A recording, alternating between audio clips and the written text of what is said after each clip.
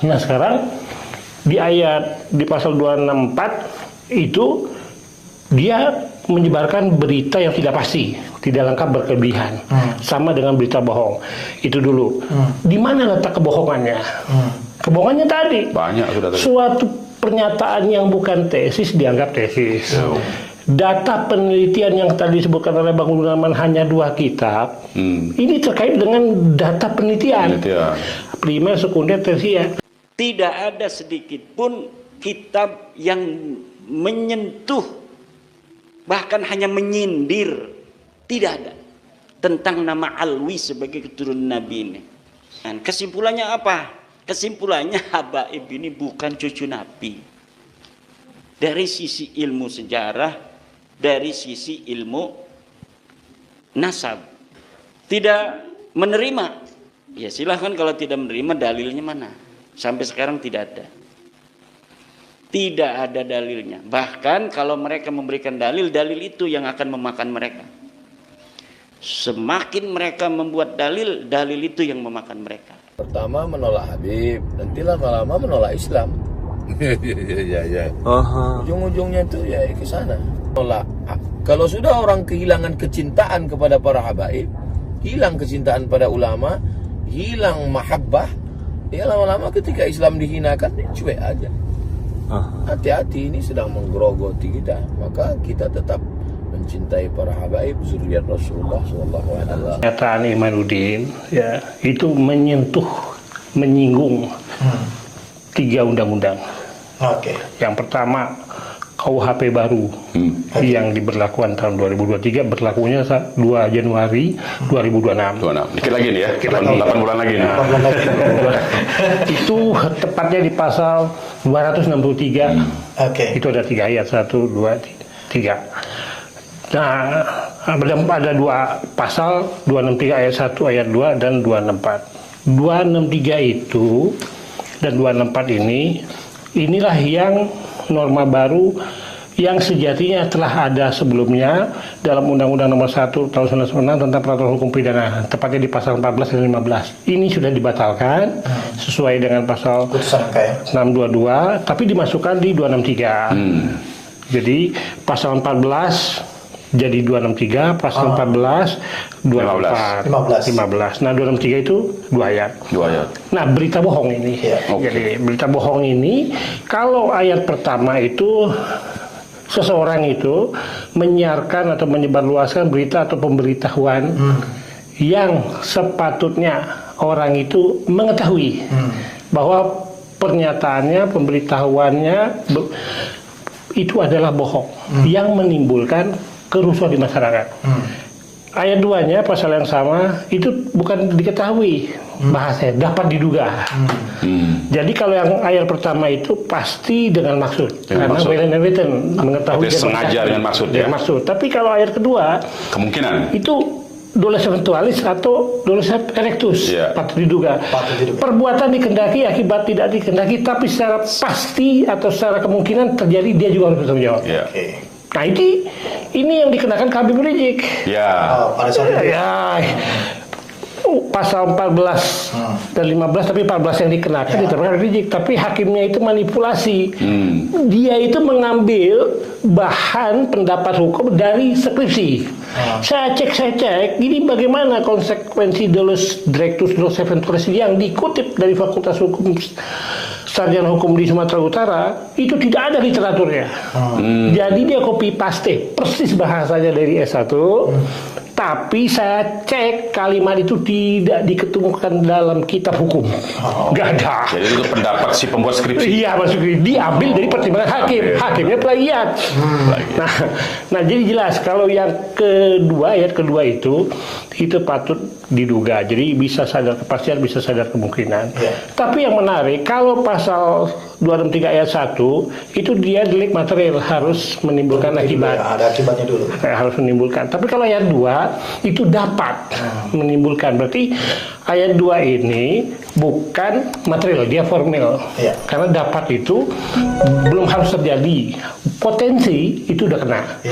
Nah, kalau ayat pasal 264 ini bahasanya menyebarkan berita atau pemberitahuan yang terkait dengan berita atau pemberitaan itu tidak lengkap, tidak pasti, berkelebihan, sama menimbulkan kerusuhan. Ya. Nah ini kan tiga ini. Nah ini kan sebenarnya baru berlaku di 2026 Februari. Yang sekarang yang bisa diterapkan, Bang? Kalau yang Undang-Undang Nomor 1 kan tidak dapat lagi diterapkan, sudah dibatalkan. Kalau ada pembatalan, ada pembatalan, ada undang-undang baru yang digunakan adalah yang paling menguntungkan. Yang paling menguntungkan ya di KUHP baru karena ancamannya lebih rendah. Kalau yang lama tuh 10 tahun tuh. Pasal 2, pasal 14 ayat 1. Nah, yang sekarang 6. Nah, sekarang di pasal 264 itu dia menyebarkan berita yang tidak pasti, tidak lengkap, berkelebihan, sama dengan berita bohong. Itu dulu. Di mana letak kebohongannya? Kebohongannya tadi. Banyak sudah tadi. Suatu pernyataan yang bukan tesis dianggap tesis. Data penelitian yang tadi disebutkan oleh Bang Gunawan hanya 2 kitab. Ini terkait dengan data penelitian.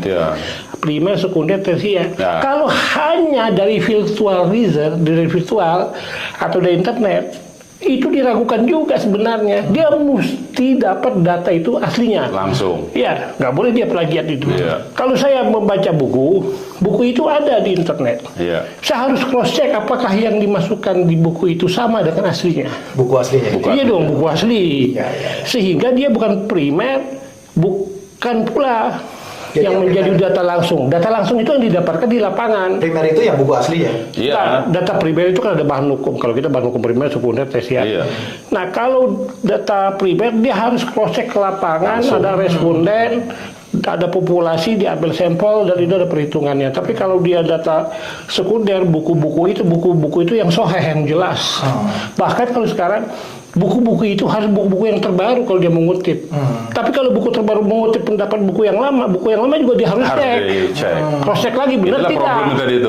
Saya mengutip buku Anda, tapi Anda mengutip buku yang lain. Buku itu Anda cek lagi. Nah, sementara ini bukunya 800 tahun hilang. Tahu sadar nggak buku yang lama itu? Baru muncul tadi. Tiba-tiba ada buku yang sekarang, buku yang ada kitab sekarang menyatakan kitab yang lalu. Mana kitab yang lalunya? Itu loh. Ya harus dicek juga gitu. Harus. Jadi aslinya. Klaimnya itu adalah berita bohong. Nah sekarang kontennya. Kontennya itu mengenai pasal 28. Undang-undang ITE ini. Undang-undang ITE. Ayat 2 dan 3 Undang-undang ITE yang terbaru. Yang perubahan kedua Undang-undang 11 2008 tentang ITE. Itu kan ujaran kebencian. Yang ditujukan kepada seseorang atau kelompok. Mengandung ujaran permusuhan atau kebencian yang didasarkan atasnya ini bisa agama, kepercayaan, ras, etnis, termasuk golongan sudah dihilangkan.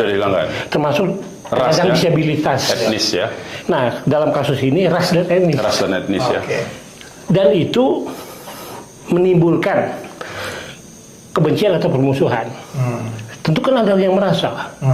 Tapi ini delik umum, bukan delik aduan sebenarnya. Yang menjadi unsur dari ujaran kebencian itu apa kalau dalam perkara ini misalkan?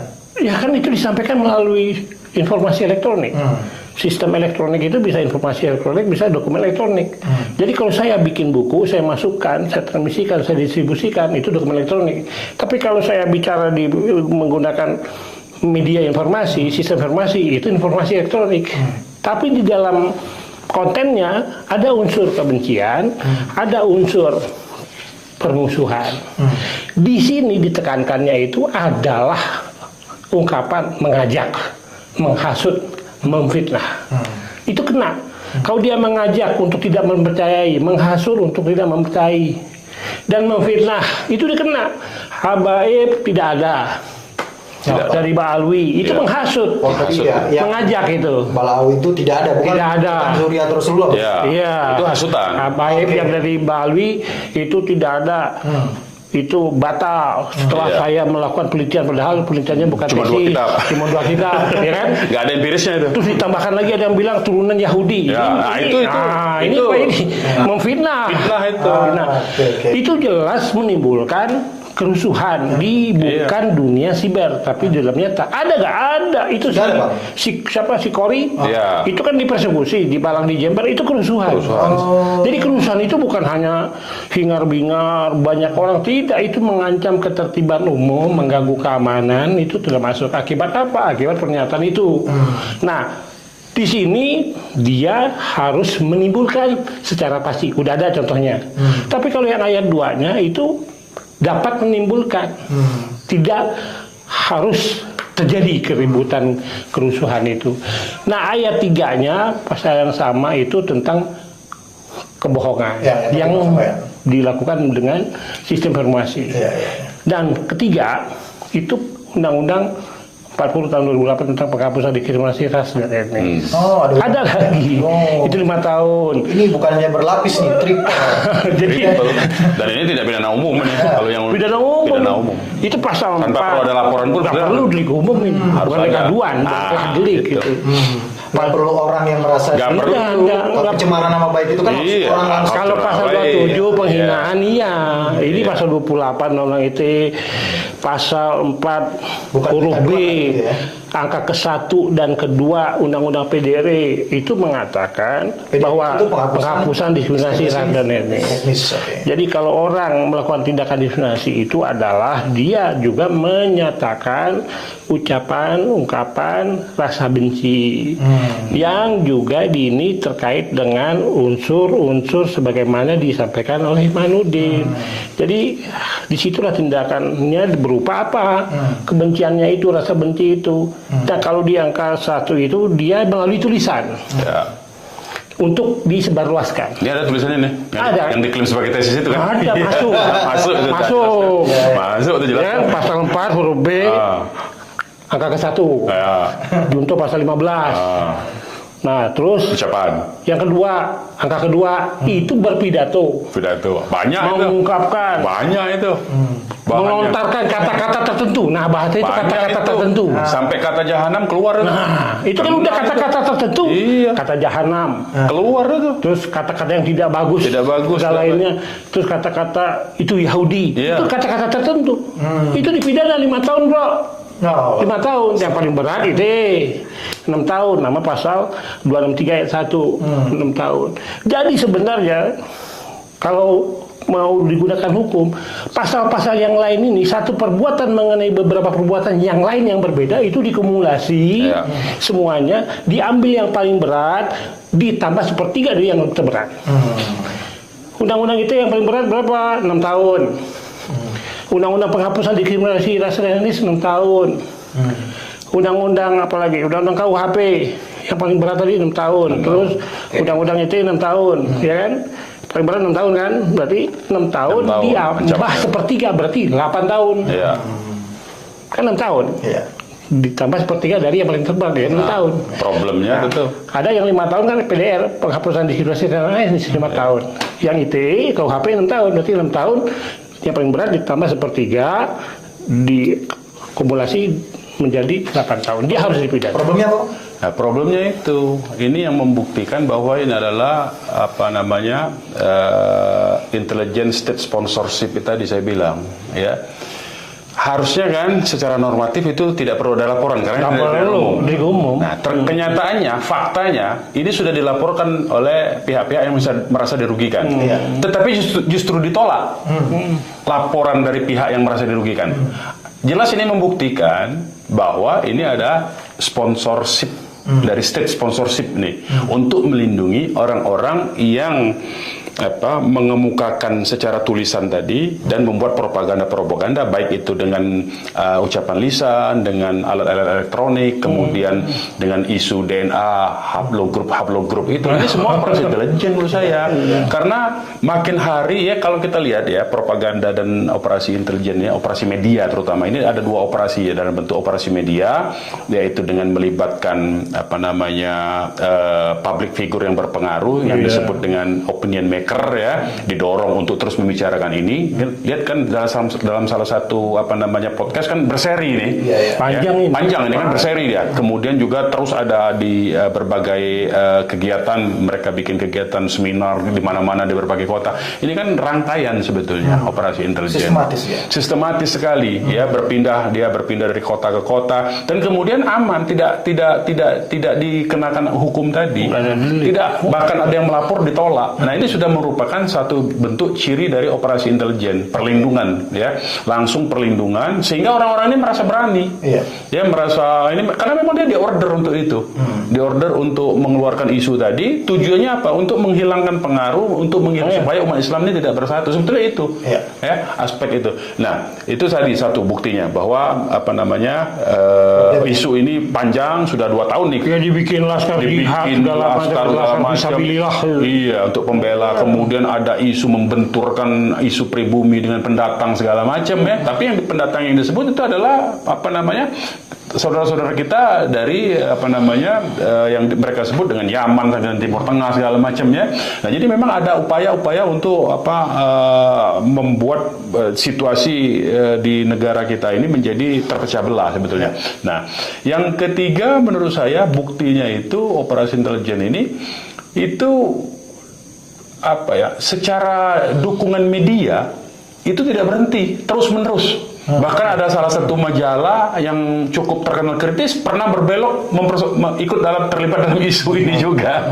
Jadi menurut saya ini operasi medianya luar biasa. Ya, operasi medianya luar biasa.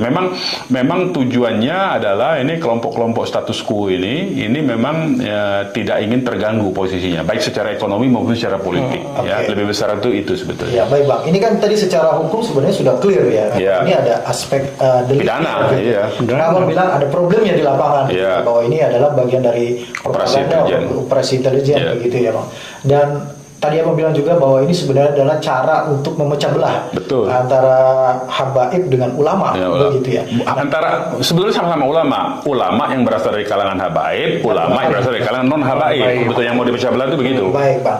Yang jadi ini sekarang adalah concern sekarang bagaimana nih kita sebagai masyarakat gitu ya, menyikapi kondisi seperti ini, dan mungkin banyak yang tidak tahu kan bahwa ini adalah operasi intelijen seperti itu ya. Kalau saya begini, satu tadi yang usul dari Dr. Hairi, karena kalau memang betul negara ini harus membuktikan bahwa dirinya adalah sebuah entitas yang netral, yang bersifat justru menjamin ketertiban umum.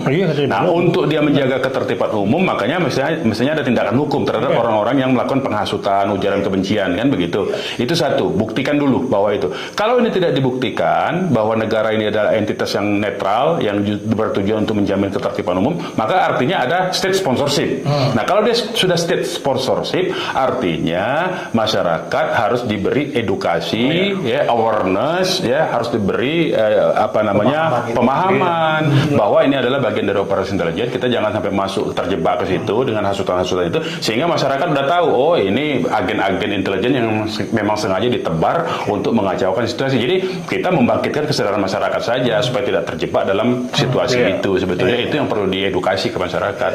Lagi ngapain itu si Iman bikin begini-gituan? Ya karena di order. Jadi dalilnya begini, dalil ini sesuatu yang telah menjadi pengetahuan umum nggak perlu dibuktikan. Nggak perlu. Siapa membuktikan Nabi Adam itu adalah manusia pertama? Si Darwis bilang kerak. Loh, gua nggak mau. Ini nggak buktinya. Secara ilmiah kan kita 90% sama. Pembuktian itu firman, hadis. Tapi kalau secara saintifik segala macam melalui darah, siapa mengambil darah? Nabi Adam, Nabi Ibrahim, bisa dibuktikan, walaupun secara ilmiah bisa. Ini nggak perlu dibuktikan. Saya anaknya Haji Abdul Hasan, Haji Ibrahim bin Haji Ibrahim. Ya udah, pengakuan dia itu, nggak usah ikut. Sekampung saya tuh di Lahat, udah bapaknya si Abdul Hair, udah. Tiba-tiba misalnya, katakanlah ini kita berhipotesis. Tiba-tiba ada orang lain ngaku anaknya tadi siapa bapak itu? Haji Abdul Hasan. Haji Abdul Hasan. Tiba-tiba dia ngaku. Ya siapa tahu bapaknya bapaknya ini punya istri lain. Kita nggak tahu. Cara mengeceknya, Benar-benar. ini menyangkut kekayaan, menyangkut harta kekayaan. Dalam konteks itu kan? Bisa. Kita nggak tahu. Ribut waris, baru tes DNA. Baru tes DNA itu. Benar tidak? Sepanjang tidak ditemui. Artinya itu hanya bisa dilakukan kelahiran, konteks kekinian. akta nikah. Tapi kan orang Nggak Islam bisa boleh membatalkan kawin itu. lagi lebih dari satu. Jadi hal-hal yang bisa. begitu itu tidak bisa membatalkan nasab seorang ya siapapun juga berdasarkan bukti yang hanya satu lembar itu. Nggak banyak. bisa. Itu banyak aspek, apalagi ini urusan nasab. Kapan sih masalah nasab ini? Masalah nasab ini baru 2022, Oktober 2022. Saya cari di internet nasabnya itu ada nasab Bahar Smith, ada nasab Rizik Syihab. Kemudian keduanya ini saya lihat ini lebih bisa untuk diteliti, yaitu nasabnya Rizik. Nah, nasab Rizik ini saya urutkan dari mulai dia bapaknya yang ada di internet itu sampai kepada baginda Nabi besar Muhammad SAW. Di dalam penelitian masalah nasab itu bisa dilakukan dengan dua cara. Pertama adalah dengan cara top down, ya, bisa dengan cara dari bawah ke atas. Dari atas ke bawah kita teliti, betulkah seorang ayah mempunyai anak itu, atau betulkah seorang anak mempunyai ayah. Saya menggunakan metodologi looking up, melihat ke atas, looking down, dari melihat ke bawah. Jadi dari ayah ke anak, dari anak punya anak lagi, punya anak lagi.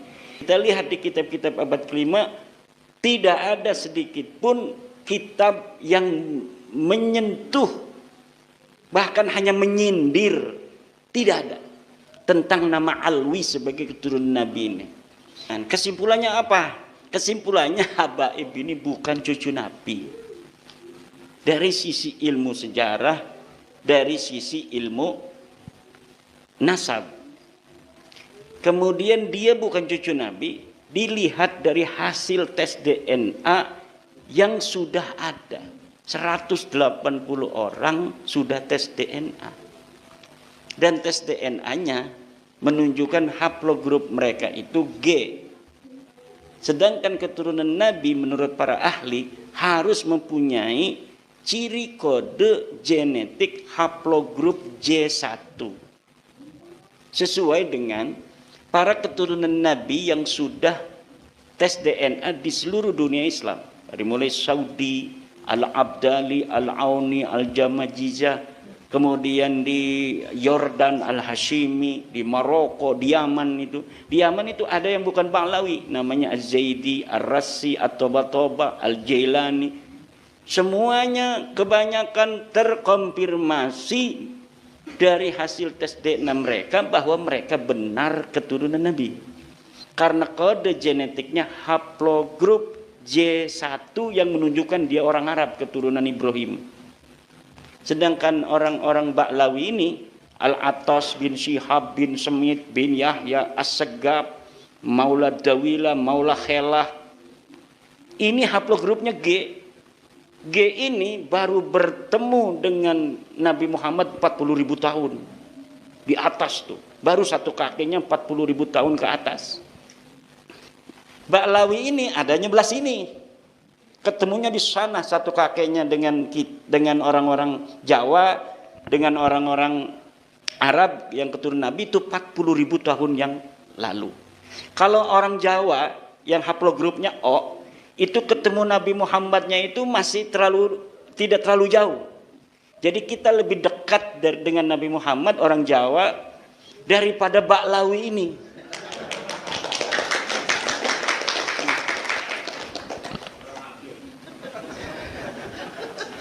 Pencerahan kepada masyarakat Indonesia tentang bahwa pengakuan Ba'lawi ini secara ilmu DNA itu mustahil.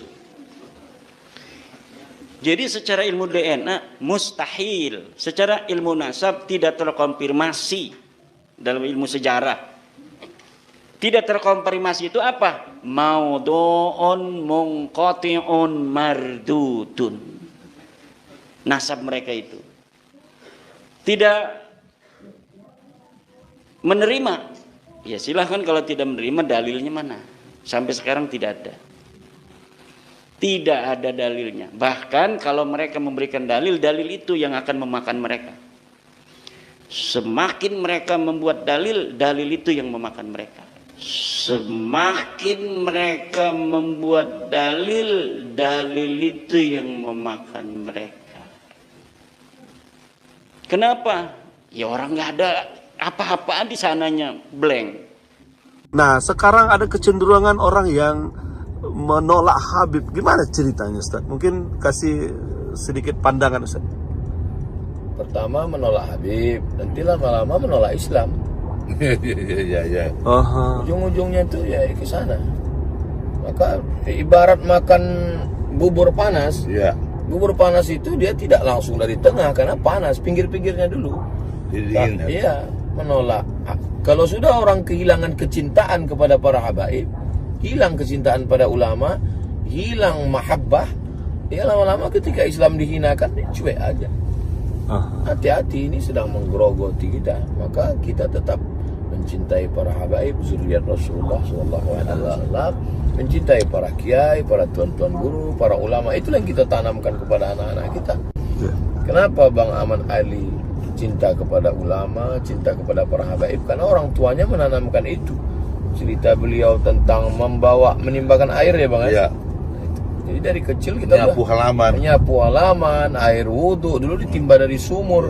Jadi kalau ada orang heran sekarang, kenapa Bang Ahmad Ali sayang kepada para habaib, sayang kepada para ulama? Pendidikan orang tua. Sekarang yang menanamkan kebencian kepada para habaib, para ulama yang sekarang ini, lihat nanti 20-30 tahun akan datang, gimana anaknya? Na'udzubillah, bisa-bisa ateis. Tidak lagi ada mahabbah, tidak lagi ada cinta. Hubungan kita ini kan cinta, kasih sayang. Sayang kepada ulama, sayang kepada para habaib, sayang kepada agama. Kalau ini kita tidak tanamkan, na'udzubillah, bisa ateis anak kita. Terakhir, Ustaz, pesan kepada orang yang masih ragu kepada kecintaan terhadap habaib, Ustaz. Ya, mengajar. Fa'lam la ilaha illallah, itu coba baca ayatnya. Fa'lam annahu la ilaha illallah, berilmu. Sekarang sarana prasarana ilmu pengetahuan, teknologi, pengajian. Cuman YouTube ini kan tidak bisa membedakan mana Islam, mana kafir, mana sesat, mana hidayah. Karena YouTube itu mesin, dia hanya menunjukkan apapun informasi yang mau dicari, dia paparkan semua. Mau apa, mau surga, mau neraka, ada semua. Maka kalau kita mau selamat, kita ngaji, datang ke guru, datang ke kiai, datang ke pondok-pondok besar. Mana pondok besar pembenci habaib? Tunjukkan sama saya. Lirboyo, Kiai Kafabi, pencinta habaib. Pelosok, Gus Kausar, beserta para kiai, pencinta para habaib. Tebu Ireng, pencinta para habaib. Mana pondok-pondok besar yang membenci para habaib? Mereka adalah pencinta para habaib, zuriat Rasulullah SAW. Syukran, Ustaz. Masyaallah, guys. Jangan ragu untuk mencintai habaib, karena pada akhirnya kita akan bersama dengan orang yang kita cintai. Lebih baik salah mencintai daripada salah membenci, guys. Oke, Assalamualaikum. Itulah tadi beberapa pasal-pasal yang akan menimpa Kiai Haji Imaduddin Usman Al-Bantani ketika tesisnya ini tidak terbukti. Namun kita sudah tahu bersama nih teman-teman ya, bahwa memang bukti-bukti yang sudah dipaparkan oleh Kiai Haji Imaduddin Usman Al-Bantani ini tidak terbantahkan, dan banyak sekali para tokoh-tokoh masyarakat dan juga ulama-ulama yang meyakini bahwa memang Balawi itu bukan dzurriyyah Rasulullah SAW. Serta tadi ada tanggapan dari UAS Ustadz Abdus Somad yang menyatakan bahwa tetap keyakinannya untuk mencintai habaib dzurriyyah Rasulullah SAW. Bagaimana menurut pendapat teman-teman semua? Silakan lanjut di kolom komentar. Terima kasih sudah mengikuti channel ini. Kita ketemu lagi, sampai jumpa. Assalamualaikum warahmatullahi wabarakatuh.